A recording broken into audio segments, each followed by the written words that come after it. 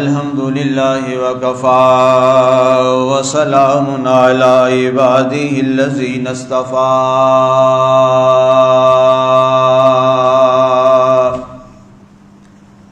خصوصا على سيد ولد آدم محمد المصطفى والمجتبى والمرتضى وعلى آله وأصحابه لنا مقتدى.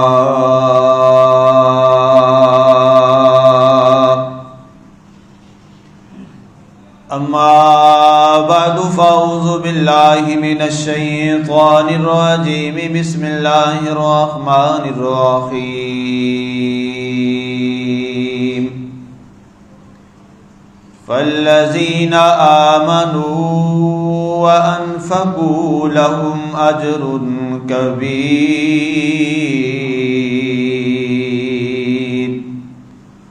صدق الله العظيم وبلغنا رسوله النبي الكريم المتين الرؤوف الرحيم. ونحن على ذلك لمن الشاهدين والشاكرين والحمد لله رب العالمين. ما إن مدحت محمدا بمقالتي ولكن مدحت مقالتي بمحمد. لا يمكن الثناء كما كان حقه بعد از خدا بزرگ توئی. قصہ مختصر. یا الہی ہر جگہ تیری عطا کا ساتھ ہو، جب بڑے مشکل شہ مشکل کشا کا ساتھ ہو. یا الہی گرمی محشر سے جب بھڑکے بدن، دامن محبوب کی ٹھنڈی ہوا کا ساتھ ہو.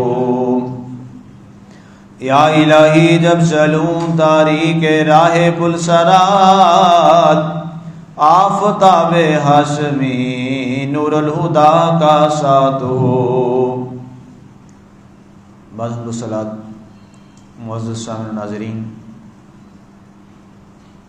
آج کا ہمارا خطبہ ہے جمعۃ المبارک. ایک عظیم صحابی رسول عشرہ مبشرہ میں جن کا شمار ہوتا ہے، مسلمانوں کے خلیفہ ثالث حضرت سیدنا عثمان بن عفان رضی اللہ تعالی عنہ، آپ کی شہادت کے حوالہ سے ہمارے یہاں پاکستان میں 3 دن بعد یعنی 18 ذوالحجہ کو آپ کا یوم شہادت ہے. اسی حوالے سے سورہ حدید شریف اس کی ایک آیہ مبارکہ میں نے خطبے کی زینت بنائی ہے. آئیے سب سے پہلے آیہ مبارکہ کے ترجمہ کی جانب بڑھتے ہیں. رب ذوالجلال نے ارشاد فرمایا، فالذین آمنوا، پس وہ لوگ جو ایمان لائے، وَأَنفَقُوا، اور انہوں نے اپنا سب کچھ خرچ کیا اللہ کے لیے، لَهُمْ أَجْرٌ كَبِيرٌ، ان کے لیے اللہ کے ہاں بہت بڑا اجر ہے. اب سیدنا عثمان رضی اللہ تعالیٰ عنہ، آپ کی شخصیت اور آپ کی ذات پاک اگر اس کا مطالعہ کیا جائے اور ان کو دیکھا جائے تو آپ کی ذات پاک اور آپ کی شخصیت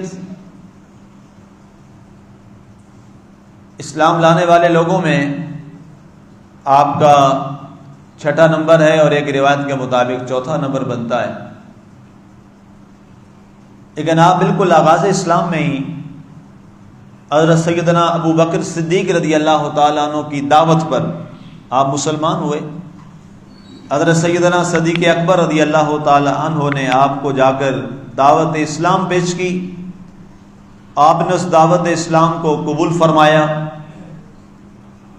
اور اس کے بعد آپ کو جو اللہ تعالیٰ نے ایک بہت بڑا اعزاز اور شرف بخشا ہے، وہ یقیناً صرف آدم علیہ السلام سے لے کر آقا تک یہ شرف صرف اور صرف پوری انسانیت میں حضرت عثمان ابن عفان رضی اللہ تعالیٰ عنہ کو ہی اللہ نے عطا کیا۔ وہ شرف کیا ہے؟ آپ کا ایک لقب ہے ذو النورین۔ ذو النورین کہا جاتا ہے دو نوروں والا، عربی زبان میں دو نوروں والے کو ذو النورین کہتے ہیں۔ آپ کو ذو النورین اس لیے کہا جاتا ہے کہ آدم علیہ السلام سے لے کر آقا علیہ الصلوۃ والسلام تک کوئی ایک شخص ایسا دنیا میں نہیں آیا کہ جس کے نکاح میں نبی کی دو بیٹیاں آئیں۔ آپ واحد ایک ہیں حضرت عثمان غنی رضی اللہ تعالیٰ عنہ کہ آپ کو اللہ تعالیٰ کے نبی صلی اللہ علیہ وآلہ وسلم نے آپ کی ایک صاحبزادی حضرت رقیہ کا نکاح آپ کے ساتھ کیا اور ان کا وصال ہو گیا۔ سن 2 ہجری میں جب غزوہ بدر ہو رہا تھا تو آقا کریم علیہ الصلوۃ والسلام نے آپ کو غزوہ میں شریک ہونے کی اجازت نہ دی۔ آقا کریم جانتے تھے معاملات کو، اللہ نے آپ کو علم عطا فرمایا تھا کہ کیا ہونے والا ہے، آقا اس کو بھی جانتے۔ تو آپ نے اجازت چاہی غزوہ پہ جانے کی، تو سرکار دو عالم صلی اللہ علیہ وسلم نے فرمایا کہ اے عثمان تم یہاں مدینہ منورہ میں رہو، ہماری گھر والی ازواج بھی ہیں، خواتین بھی ہیں، اور خاص طور پہ میری جو بیٹی ہے تمہاری اہلیہ رقیہ وہ شدید بیمار ہے، اس کا دھیان رکھنے والا یہاں کوئی نہیں ہوگا، تو آپ یہاں پر ٹھہرو اور خواتین کا آپ خیال رکھنا، ساری ذمہ داری آپ کے سر پہ ہے، اور اس کے بدلے میں جو آپ میرے کہنے پر یہاں یہ ذمہ داری نبھاؤ گے، اللہ تعالیٰ آپ کو غزوہ بدر میں بدری صحابوں کا درجہ عطا فرمائے گا۔ آپ حالانکہ غزوہ بدر میں شریک نہیں ہوئے آقا کے کہنے پر، لیکن آپ بدری صحابہ میں شامل ہیں۔ جب بدری صحابہ، چونکہ بدری صحابہ کا جو درجہ اور مقام ہے وہ کسی اور کا نہیں ہے، ان کو درجہ اللہ نے قرآن میں دیا ہے، السابقون الاولون، اللہ تعالیٰ نے ان کو بڑا مقام اور درجہ دیا ہے۔ ان صحابہ کرام کو جو بدر کے غزوہ، اسلام کا پہلا غزوہ جو اس میں شریک تھے، بدری صحابہ، اب آپ اس میں شریک نہیں ہوئے لیکن آپ کا شمار بدری صحابہ میں ہے اور آپ کا نام بدری صحابہ میں لکھا جاتا ہے۔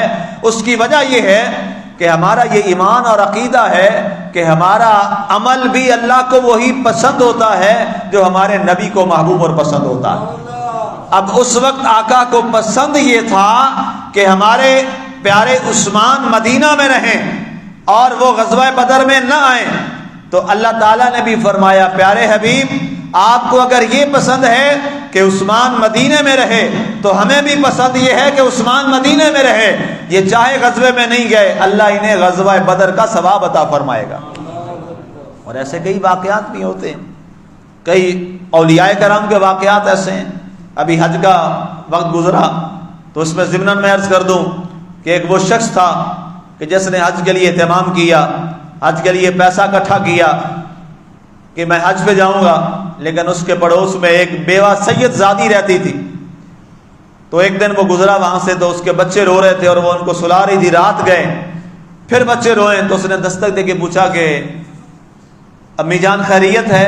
آپ سید زادی ہیں، آپ ہم سب کے لیے قابل احترام ہیں، کیا ہوا کہ بچے رو رہے ہیں اور آپ انہیں بار بار سلا رہی ہیں؟ انہوں نے کہا کیا کروں، میں اس نسب اور اس گھرانے سے ہوں کہ میں تو لوگوں سے مانگ بھی نہیں سکتی، میرا خاندان خاندان نبوت ہے، خاندان رسول ہے، تو گھر میں کھانے کو کچھ ہے نہیں، فاقے ہیں، تو اس لیے بچوں کو ہانڈی چڑھائی ہوئی ہے، ایسے ہی پانی رکھا ہوا ہے، انہیں بہانہ دے کے سلاتی ہوں، پھر جاگتے ہیں، پھر سلا دیتی ہوں، یہ معاملہ تھا۔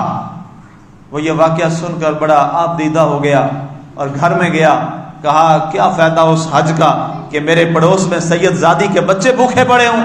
وہ گھر میں گیا اور رات کو ہی سارے پیسے اٹھائے اور آ کر اس سید زادی کی خدمت میں پیش کر دیے، کہا بس یہ ہیں میری خدمت قبول کیجئے۔ کہا آپ نے بڑا احسان کیا، کوئی میرے لائق حکم؟ کہا اور کچھ نہیں ہے، کل قیامت والے دن جب بابا کے سامنے اگر میرا کوئی ذکر ہو جائے تو مجھ غلام کو بھی یاد رکھ لینا۔ پیسے دے دیے، وہ گئیں، صبح کھانا لے آئے۔ ابھی جس رات پیسے دیے تو یہ شخص جو حج پہ جا رہا تھا سویا تو خواب میں سرکار دو عالم صلی اللہ علیہ وسلم کا دیدار ہوا۔ سرکار کی آل پاک سے محبت ہم ان کی وجہ سے نہیں کرتے، ہم سادات سے محبت ان کی وجہ سے نہیں کرتے، ہم نسبت کی وجہ سے کرتے ہیں، اس لیے کہ ان کی برادری کا تعلق میرے نبی مصطفیٰ صلی اللہ علیہ وسلم سے۔ لوگ کہتے ہیں نا برادری تو جناب کووں کو بھی پیاری ہوتی ہے، کہتے ہیں نا جناب کووں کو بھی پیاری ہوتی ہے، لیکن یاد رکھیے گا اگر کوے کو برادری پیاری ہے تو محمد عربی کو اپنی برادری پیاری نہیں ہے۔ آج ہم سارے لوگ بھی تو اپنی برادری کا خیال رکھتے ہیں، کوئی چاہے وہ غلط پہ ہو، جھوٹ پہ ہو، سچ پہ ہو، کہتے ہیں نہیں یار یہ جھوٹا ہے سچا ہے میں برادری کے ساتھ ہی کھڑا ہوں گا۔ ایسے ہی ہوتا ہے نا، وہ چاہے جھوٹا ہے چاہے سچا ہے۔ تو بتاؤ جب سارے برادری کا خیال رکھتے ہیں تو محمد عربی کو اپنی برادری کا خیال نہیں ہے؟ ضرور خیال ہے، اور سرکار کی آل پاک کی محبت ہمارے ایمان کا حصہ ہے۔ اب کیا ہوا، سرکار خواب میں آئے اور ساتھ سرکار کے جبریل بھی کھڑے، اللہ اکبر، ساتھ سرکار کے جبریل بھی کھڑے ہیں اور جبریل وہاں موجود ہیں۔ سرکار پوچھتے ہیں جبریل بتا اس دفعہ کتنے لوگ حاجی حج پہ گئے؟ کہا یا رسول اللہ صلی اللہ علیہ وآلہ وسلم اس دفعہ 1.25 لاکھ لوگ حج پہ گئے، 1.25 لاکھ لوگ حج پہ گئے۔ سرکار نے پوچھا اچھا جبریل بتا کتنے لوگوں کا اللہ نے حج قبول کیا؟ کہا یا رسول اللہ صلی اللہ علیہ وسلم ایک کا بھی حج قبول نہیں ہوا۔ اللہ اکبر، ایک کا بھی حج قبول نہیں ہوا۔ پھر فرمایا سرکار نے جبریل پھر حاجی سارے ایسے ہی واپس لوٹ آئے، کسی کا حج قبول نہیں ہوا؟ کہا یا رسول اللہ صلی اللہ علیہ وآلہ وسلم پھر ایک شخص کی وجہ سے اللہ نے سب کا حج قبول کر لیا۔ سرکار نے فرمایا جبریل وہ کون سا حاجی ہے؟ سرکار کو سب پتا تھا، ایک بتانا تھا اس آدمی کو جس کے خواب میں ہے، وہ سارا سرکار کے سامنے بیٹھ کے یہ خواب سن رہا ہے۔ سرکار نے پوچھا بتا وہ کون سا خوش نصیب حاجی ہے جس حاجی کی وجہ سے 1.25 لاکھ حاجی جن کی ایک ہی حج قبول نہیں ہوئی تھی اللہ نے سب کا حج قبول کر لیا؟ تو اس نے کہا یا رسول اللہ صلی اللہ علیہ وسلم، جبریل نے کہا یا رسول اللہ صلی اللہ علیہ وسلم وہ شخص ہے جو حج پہ بھی نہیں گیا، وہ حج پہ بھی نہیں گیا، اس کی وجہ سے سارے حاجیوں کا حج قبول ہو گیا۔ سرکار نے پوچھا وہ کون آدمی ہے حج پہ بھی نہیں گیا اور اس کی وجہ سے سب کا حج قبول ہو گیا؟ کہا سرکار یہ آپ کا غلام آپ کے سامنے بیٹھا ہے، اللہ نے کسی کا حج قبول نہیں کیا، لیکن اس سال چونکہ یہ ارادہ رکھتا تھا حج پہ جانے کا، اللہ نے فرمایا اس کا حج بھی قبول ہے، اس کی وجہ سے سب کا حج بھی قبول ہے۔ سرکار نے پوچھا اس نے کیا عمل کیا ہے؟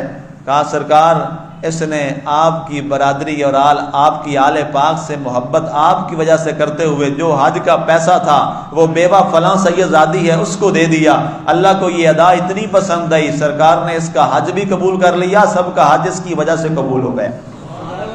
اب یہ نسبت ہے، یہ تعلق ہے۔ اب واپس آئیے، اب سرکار دو عالم صلی اللہ علیہ وسلم نے حضرت عثمان کو بدر میں بلایا نہیں ہے، بدر میں جنگ نہیں کی، جہاد نہیں کیا، تلوار نہیں اٹھائی، صعوبتیں جنگ کی برداشت نہیں کی، لیکن اجر کیا مل رہا ہے؟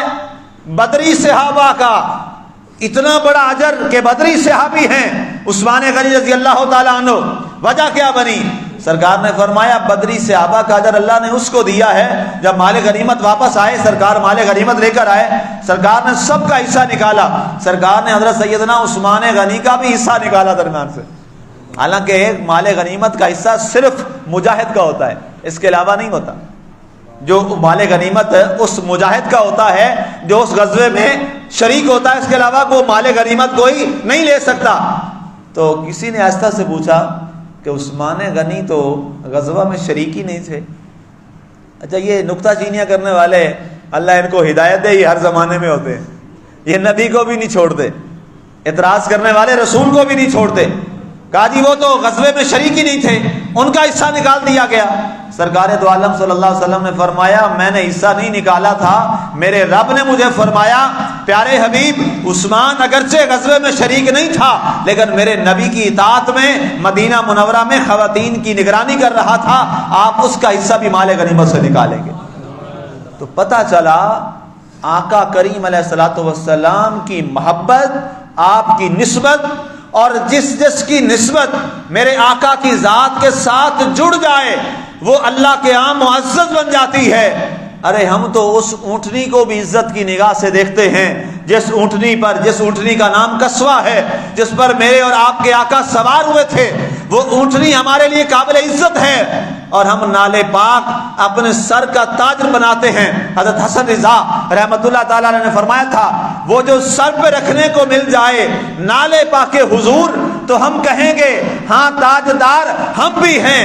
بھئی کیا وجہ ہے؟ حضور کا جوتا ہے اور سر پہ سجا کے بیٹھے ہو، وجہ کیا ہے؟ کہا وجہ اس لیے ہے کہ ہم جوتے کو نہیں دیکھ رہے، ہم نسبت کو دیکھ رہے ہیں کہ حضور کے جسم کے ساتھ لگ گیا ہے۔ اللہ یا رسول اللہ حق سے یا علی مرتبہ سامعین، اگر نالے پاک حضور کا جوتا مبارک ہمارے لیے سر کا تاج بن جائے اس لیے کہ اس کو نسبت ہے حضور کے پاؤں مبارک سے، حضور کے لیے نہیں، ہمارے لیے سر کا تاج ہے، ہمارے لیے وہ سر کا تاج ہے، حضور کا تو جوتا مبارک ہے، ہمارے لیے وہ نالے پاک ہے، ہمارے لیے وہ سر کا تاج ہے۔ کیوں نسبت ہوئی آقا کے قدمین کے ساتھ؟ جب آقا کے قدموں سے لگنے والا جوتا نالے پاک وہ اتنا شان والا بن جاتا ہے تو جس عثمان غنی کے گھر میں حضور کی 2 صاحبزادیاں ہوں اس کا مقام کیا ہوگا؟ پہلی صاحبزادی حضرت رقیہ، حضور کی صاحبزادی، آپ کے اقدر نکاح میں آئیں، ان کا انتقال کس موقع پہ ہوا؟ یہ بات بڑی قابل توجہ ہے۔ میں نے پہلے یہ بات عرض کی تھی کہ آقا جانتے ہیں کیا ہونے والا ہے، حضرت عثمان غنی کی کہنے پر بھی انہیں ساتھ نہیں لائے۔ جب حضرت زید بن حارثہ رضی اللہ تعالی عنہ صحابی رسول اور حضور کے غلام، آپ جب غزوہ بدر کی فتح کی کامیابی کی خوشخبری لے کر آپ مدینہ منورہ پہنچتے ہیں تو دیکھا کہ لوگ جو ہیں وہ اچانک قبرستان میں وہاں پر جمع ہیں، بقیع میں، تو پوچھا گیا وجہ کیا ہے؟ بعض روایات میں ایک اور جگہ پر ذکر ہے تو وہاں پہ لوگ جمع ہیں، کہا جی کیا ہوا؟ کہنے لگے کہ حضرت عثمان غنی کی اہلیہ اور حضور کی صاحبزادی حضرت رقیہ کا وصال ہو گیا، اسی وقت آپ کو دفن کیا جا رہا تھا۔ لوگ سمجھ گئے کہ ہمارے نبی جو بھی فیصلہ کرتے ہیں وہ حق اور درست ہی فرماتے ہیں۔ حضرت عثمان کو نہ لے جانے میں حکمت یہ تھی کہ حضرت رقیہ کا دنیا سے انتقال ہو جانا تھا۔ اس کے بعد جب سرکار واپس تشریف لائے تو سرکار دو عالم صلی اللہ علیہ وسلم کی جو دوسری صاحبزادی تھی حضرت ام کلثوم رضی اللہ تعالی عنہ، آپ نے ان کا نکاح جو ہے وہ حضرت عثمان غنی کے ساتھ فرما دیا۔ اس لیے آپ کو کہا جاتا ہے ذوالنورین، 2 نوروں والے۔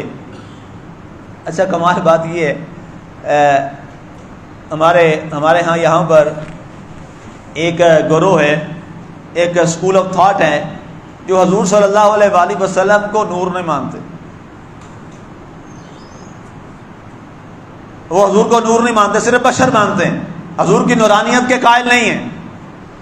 اچھا ان کی کتابوں کو میں نے پڑھا اور کئی دفعہ ان کے بڑے بڑے جو آئمہ ہیں ان کے خطبوں کو بھی سنا، اور کئی دفعہ ایک جگہ تو مجھے ان کی مسجد بھی یاد ہے، ان کی مسجد تھی، مسجد کا نام لکھا ہوا تھا جامع مسجد عثمان ذوالنورین۔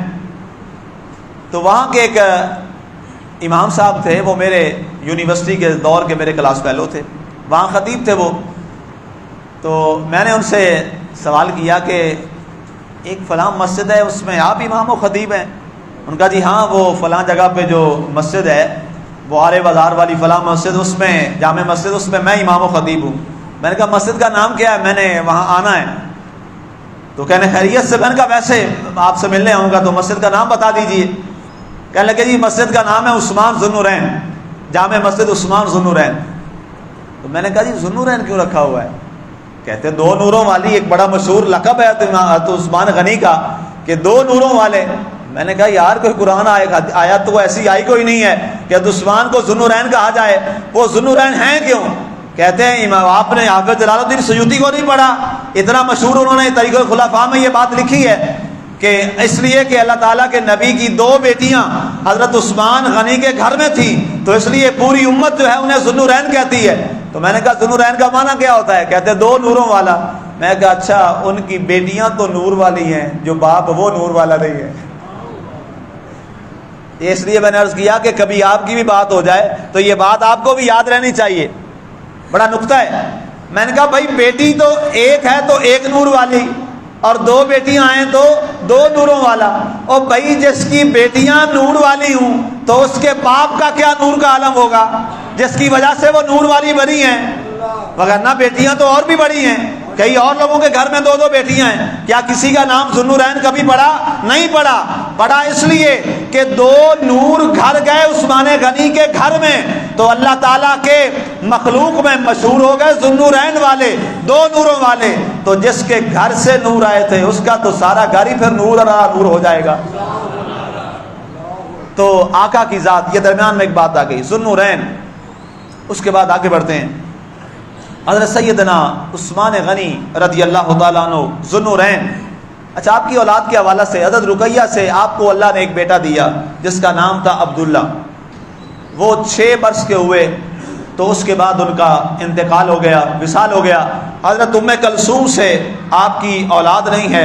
اس کے بعد جب ام کلثوم آپ کی جو دوسری صاحبزادی تھی اور آپ کی دوسری اہلیہ حضور وسلم کی جب آپ نے عقد دے دی، تو جب ان کا بھی وصال ہو گیا تو آقا کریم علیہ الصلوۃ والسلام نے حضرت عثمان غنی سے بڑا دکھ اور اندوہ کا اظہار فرمایا اور ارشاد فرمایا، اے عثمان، اگر میری کوئی اور بیٹی ہوتی جس کا ابھی نکاح نہ ہوا ہوتا تو اس کو بھی میں تیرے عقد نکاح میں دے دیتا، کیونکہ حضرت فاطمہ کا نکاح تو حضرت علی کے ساتھ اس وقت ہو چکا تھا۔ فرمایا اگر کوئی میری اور بیٹی ہوتی تو اس کا نکاح بھی میں تیرے ساتھ کر دیتا۔ یہاں تک حدیث کی روایت ہے، سرکار نے فرمایا اگر مجھ محمد کی 40 بیٹیاں ہوتی تو 40 کی 40 میں عثمان کے نکاح میں دے دیتا۔ یہ شرف اور یہ اعزاز حضرت عثمان غنی کو اللہ نے عطا کیا ہے۔ کسی نے پوچھا یا رسول اللہ صلی اللہ علیہ وآلہ وسلم، حضرت عثمان غنی رضی اللہ تعالیٰ عنہ کے ساتھ ہی عقد نکاح صاحبزادیوں کے بارے میں جو آپ کا ارشاد مبارک ہے، اس کی وجہ کیا ہے؟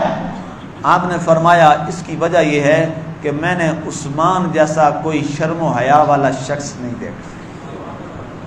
سرکار کی حدیث پاک میں نے پڑھی، کمال محبت والی، سنیے۔ سرکار ایک دن جلوہ فرمائیں، تشریف فرمائیں،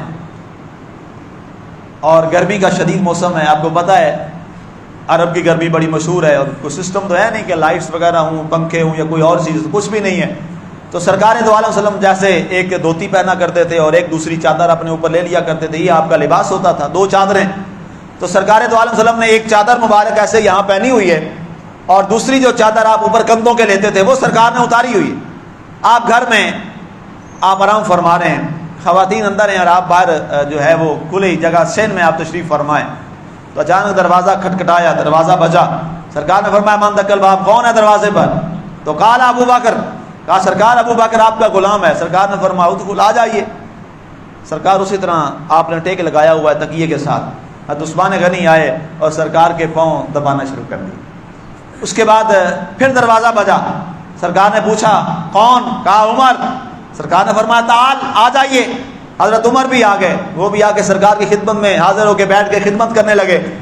اس کے بعد حضرت علی تشریف لائے، آواز دی، کہا جی علی ہوں، فرمایا آ جائیے۔ حضرت علی بھی تشریف لے آئے۔ تینوں صحابہ آپس میں باتیں کر رہے ہیں، سرکار کے پاؤں دبا رہے ہیں، کچھ باتیں چل رہی ہیں۔ کچھ وقت گزر گیا، حضرت ابو بکر فرماتے ہیں کہ پھر دروازے پر دستک ہوئی، تو سرکار نے پوچھا من دخل الباب، کون؟ تو قال عثمان، کہا عثمان۔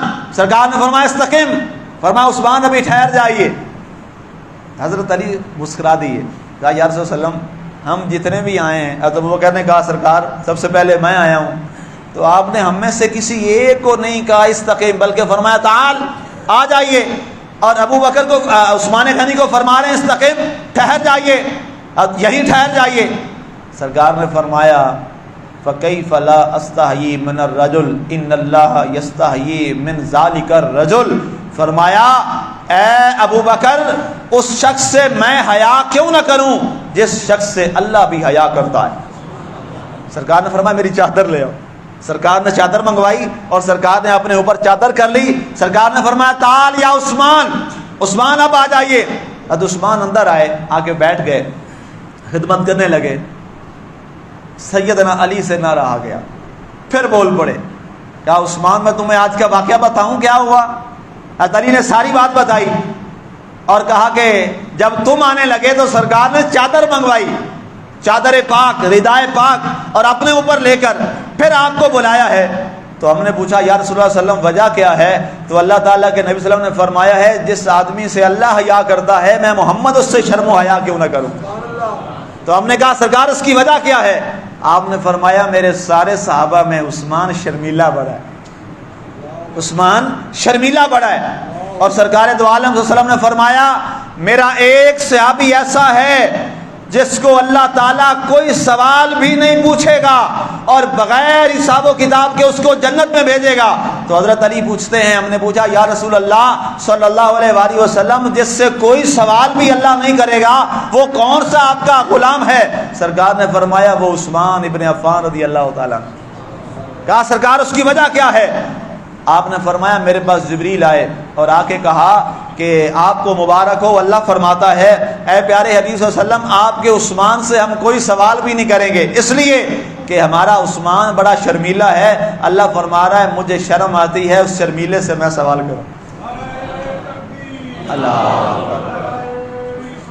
یا رسول اللہ حق شاریہ یا آری مرتبہ سامعین آگے بڑھی۔ اب یہی وہ عظیم ذات، وہ عظیم شخصیت، اگر آپ کے پہلوؤں پر بات کی جائے تو کس کس پہلو کا میں ذکر کروں؟ ایک ایک پہلو وہ با کمال ہے آپ کا عثمان غنی رضی اللہ تعالیٰ عنہ کا، خاص طور پہ جب یہ لشکر اسرا جسے کہا جاتا ہے، آسان لفظوں میں غزوہ تبوک کہا جاتا ہے، غزوہ تبوک کے موقع پر سرکار دو عالم صلی اللہ علیہ وسلم نے جب صحابہ سے فرمایا کہ اے صحابہ مال لے کر آؤ، سارے صحابہ سے فرمایا کہ اللہ کے لیے جہاد کرنا ہے، اپنا اپنا حصہ ملاؤ، تو سرکار جب ترغیب دے رہے تھے تو حضرت عثمان غنی رضی اللہ تعالیٰ عنہ کھڑے ہوئے اور عرض کیا یا رسول اللہ، دو روایتیں یہاں پر ہیں، یا رسول اللہ صلی اللہ علیہ وسلم میری طرف سے 100 اونٹ میں آپ کو غزوہ تبوک کے لیے پیش کرتا ہوں۔ 100 اونٹ سرکار نے قبول فرمائے۔ اس کے بعد سرکار نے فرمایا اور کون حصہ دے گا؟ ابھی اور بھی ضرورت ہے۔ حضرت عثمان غنی پھر کھڑے ہوئے، کہا سرکار 100 اونٹ میری طرف سے اور قربان۔ اس کے بعد سرکار نے جب 200 اونٹ قبول فرما لیے، سرکار نے پھر فرمایا بہت بڑا غزوہ ہے غزوہ تبوک، ابھی اور بھی کون اپنا حصہ ملائے گا؟ حضرت عثمان غنی پھر کھڑے ہوئے، کہا یا رسول اللہ صلی اللہ علیہ وآلہ وسلم 100 اونٹ میری طرف سے پھر قبول فرمائیے۔ ایک تو یہ روایت ہے کہ 300 اونٹ، اور کمال بات یہ ہے کہ آپ کا ایک لشکر آ رہا تھا، آپ کا ایک قافلہ آ رہا تھا جو سامان تجارت لے کے آ رہا تھا، اور وہ سارے کے سارے اونٹ لدے ہوئے تھے۔ جب اونٹ آئے تو سرکار کے آگے بڑھے، آپ نے نکیل پکڑائی حضور کے بارگاہ میں پیش کر دی۔ سرکار نے فرمایا اے عثمان ان کے اوپر تو تمہارا سامان تجارت بھی ہے، وہ کیا کرنا ہے؟ کہا حضور اونٹ دے دیے ہیں، سامان تجارت بھی آپ کا ہو گیا۔ 300 اونٹ، ایک یہ روایت ہے، اور ایک روایت میں تو ہے الفا جملن، 1000 اونٹ سرکار کی بارگاہ میں بطور تحفہ پیش کیے، 1000 اونٹ۔ اور آج جو دنیا کے سامنے اتنی حسین و جمیل مسجد نبوی شریف ہے، یہ مسجد نبوی شریف یہ جو حجرے تھے عیسائیوں کے اور یہودیوں کے، یہ حجرے تھے، ان کے گھر تھے۔ سرکار نے فرمایا تھا کون ہے جو مسجد نبوی کے لیے ان حجروں کو خریدے، میں محمد اس کو جنت میں گھر لے کے دوں گا۔ حضرت عثمان غنی آگے بڑھے اور وہ حجرے خریدے، وہ گھر ان سے خرید کر مسجد نبوی کو دے دیے۔ اور اسی طرح مسلمانوں کے لیے پینے کے پانی کے لیے بڑا مسئلہ تھا، اور وہ ایک یہودی کا کنواں تھا بیر روما۔ سرکار نے فرمایا کون ہے جو بیر روما خرید کر مسلمانوں کے لیے وقف کر دے، میں اسے آب کوثر میں سے پلاؤں گا۔ اگلے دن حضرت عثمان غنی گئے اور اس یہودی سے وہ کنواں خرید کر حضور کی بارگاہ میں پیش کر دیا، سرکار یہ کنواں میں نے خریدا ہے، میں فی سبیل اللہ مسلمانوں کے لیے وقف کرتا ہوں۔ عثمان غنی رضی اللہ تعالیٰ عنہ۔ لیکن آپ کی جو شہادت کا معاملہ ہے وہ بڑا دکھ دینے والا ہے۔ جس عثمان غنی نے مسلمانوں کے لیے روما کا کنواں خرید کر بیر روما وقف کیا تھا، اسی عثمان غنی کو پیاسا شہید کر دیا تھا۔ اور ان کی پیاس کوئی ایک دن کی نہیں ہے، روایات میں آتا ہے 40 روز تک عثمان غنی کا پانی بند رہا، 40 روز تک حضرت عثمان غنی کا پانی بند رہا۔ اور ایک بڑی تکلیف دہ اور دکھ دینے والی بات ہے، عبداللہ بن ابی ابن سرحہ جو مصر کا گورنر تھا، وہ بڑا بد کردار ہو گیا، تو وہاں سے صحابہ کرام آئے، لوگ آئے، اور حضرت ابو بکر کے صاحبزادے محمد بن ابو بکر رضی اللہ تعالیٰ عنہ، ان کے ساتھ تقریباً 700 لوگ مصر کے اور صحابہ جمع ہوئے۔ انہوں نے کہا کہ وہ شخص بد کردار ہو گیا ہے، اس کو آپ معزول کر دیں اور اس کی جگہ نیا شخص رکھتے ہیں۔ آپ نے فرمایا آپ کسے پسند کرتے ہو؟ سب نے کہا ابو بکر صدیق کا صاحبزادہ ہے محمد بن ابو بکر، اس کو آپ مصر کا گورنر بنا دیجیے۔ وہ خیر ایک لمبا واقعہ ہے، میں مختصر کر رہا ہوں۔ وہاں سے فتنہ چلا اور مروان نے یہ فتنہ چلوایا۔ مروان اس نے خط لکھا اور اس گورنر مصر کو یہ کہا عبداللہ بن ابی سرا سے کہ یہ جو ابو بکر کا بیٹا محمد بن ابو بکر آ رہا ہے اور ساتھ 700 لوگ آ رہے ہیں، جب تمہارے پاس پہنچے سب کو قتل کر دینا۔ اب وہ غلام جو تھا وہ راستے میں پکڑا گیا اور حضرت محمد بن ابو بکر اور سارا قافلہ واپس عثمان کے پاس آیا۔ انہوں نے کہا یہ مہر آپ کی لگی ہوئی ہے، یہ غلام بھی آپ کا ہے۔ آپ نے قسم اٹھا دی، فرمایا نہ مجھے خط کا پتہ ہے نہ مجھے غلام کا پتہ ہے کہ اس کو کس نے بھیجا۔ تو انہوں نے کہا ہم نے خط کی تحریر پہچانی ہے، وہ مروان کی لگتی ہے اور مروان آپ کے گھر میں ہے، آپ مروان کو ہمارے حوالے کر دیں، مروان جانے اور ہم جانے، آپ بری و ذمہ ہیں۔ آپ نے دیکھا یہ لوگ بڑے غصے میں ہیں، مروان کو اگر ان کے حوالے کیا تو یہ مروان کو جان سے مار دیں گے۔ آپ نے فرمایا کہ میں مروان کو تمہارے حوالے نہیں کروں گا۔ بس اس کے بعد پھر فتنہ کھڑا ہو گیا اور حضرت علی رضی اللہ تعالیٰ عنہ نے باقاعدہ پہرے داری کے لیے، یہ محبان علی سے یہ بات میں عرض کر رہا ہوں، حضرت علی رضی اللہ تعالیٰ عنہ نے اپنے دونوں صاحبزادے حضرت حسن اور حضرت حسین ان کی ڈیوٹی لگائی کہ تم حضرت عثمان کے گھر کے دروازے، داخلی دروازے پہ کھڑے ہو جاؤ کہ کوئی دشمن یہاں سے جا کر انہیں قتل نہ کر دے، شہید نہ کر دے۔ تو یہ محمد بن ابو بکر اور ان کے ساتھ 2 اور انصاری لوگ تھے، یہ پیچھے ایک اور شخص کے گھر سے داخل ہوئے اور جا کر انہوں نے ان کو گیا، سب سے پہلے محمد بن ابو بکر گئے اور داڑھی پکڑی تو آپ نے ان کی طرف دیکھا، کہا تو ابو بکر کا بیٹا ہے، اگر تیرا باپ ہوتا تو تجھے بتا کیا کرتا۔ تو انہوں نے داڑھی چھوڑ دی، یہ جملہ سن کر واپس چلے گئے۔ جو باقی 2 لوگ تھے انہوں نے حملہ کر دیا اور آپ کو نعوذ باللہ قتل کر دیا، شہید کر دیا۔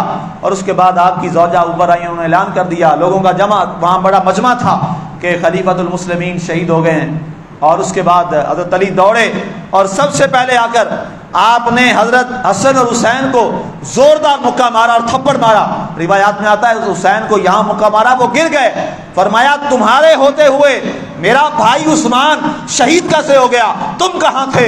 کہا ابا جان یہاں سے کوئی شخص نہیں گیا، پیچھے کا ہمیں پتہ نہیں ہے، ادھر سے کوئی شخص آیا ہو۔ جب انکوائری ہوئی تو پتہ چلا کہ وہاں سے ایک شخص آیا۔